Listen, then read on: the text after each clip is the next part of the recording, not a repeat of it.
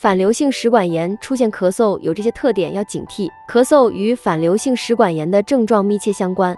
反流性食管炎的咳嗽主要由胃内食物反流至咽喉引起，通常与反流性食管炎其他症状密切相关。在反酸烧心症状出现时，咳嗽也会相应的出现。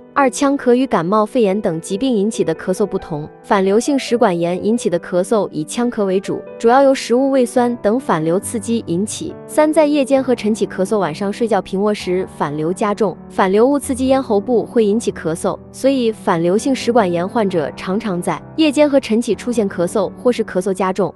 止咳药物治疗效果不佳。当反流性食管炎患者出现咳嗽症状时，通常使用止咳药物治疗的效果不理想。